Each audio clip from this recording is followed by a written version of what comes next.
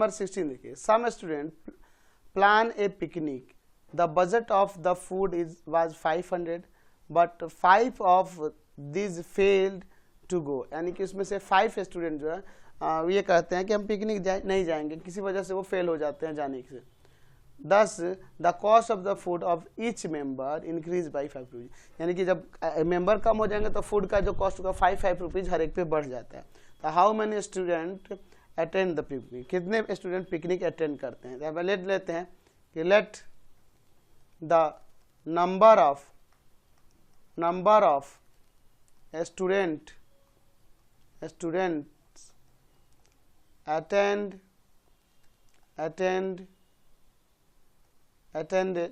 attended the picnic equal to में x ले लेते हैं, and let the contribution of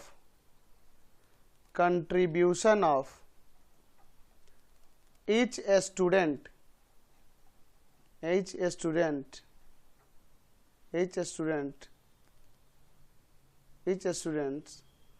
to plan या to attend ले लेते हैं, to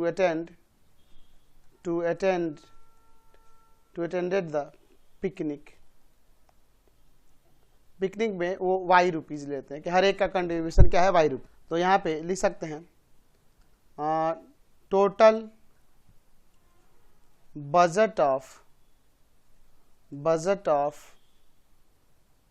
the food, the budget for the food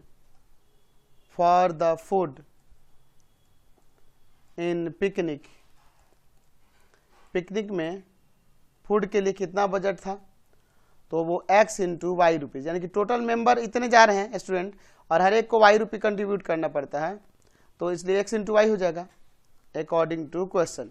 चलिए अब देखिए यहाँ पर x स्टूडेंट अटेंड कर रहे हैं पिकनिक को, यानी कि वो उतने लोग जाते हैं और y रुपीज़ हर एक वहाँ जो पिकनिक में जाते हैं वो y रुपीज़ हर एक लोग पे करते हैं। तो दोनों का प्रोडक्ट यानी x इंटू वाई या क्या होगा total amount of the budget यानी 500 के इक्वल होगा। ठीक है, 500 के इक्वल हो जाएगा। तो यहाँ से y का वैल्यू नहीं लिख सकते हैं 500 और y में x as a equation first ले लेते हैं। एंड नाउ आगे देखिए, नाउ क्वेश्चन में क्या कह रहा है कि अगर यहाँ पे क्या कह रहा है कि 5 student fail to go.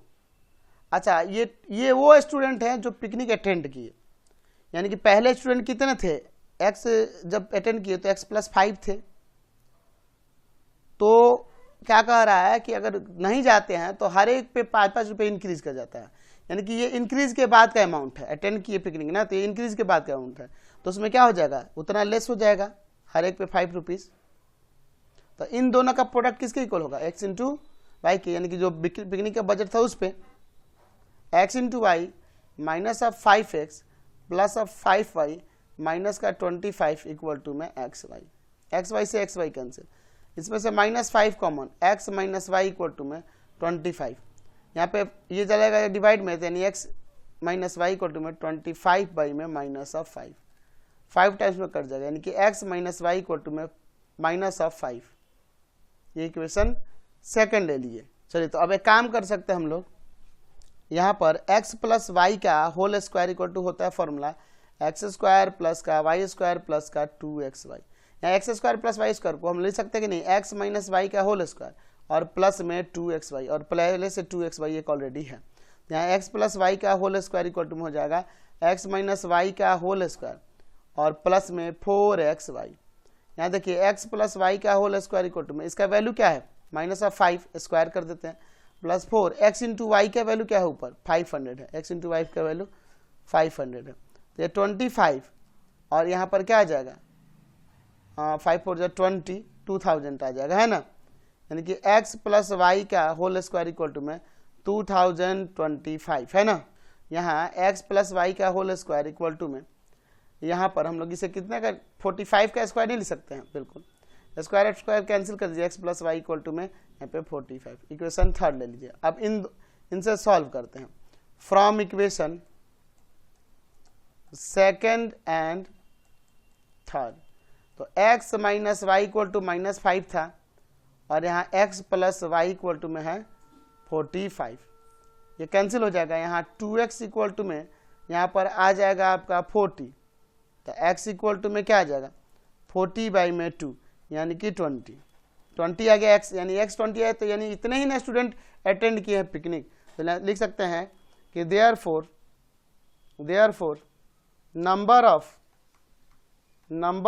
Students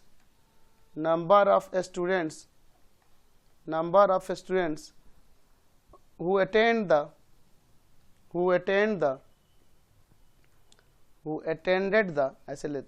the picnic.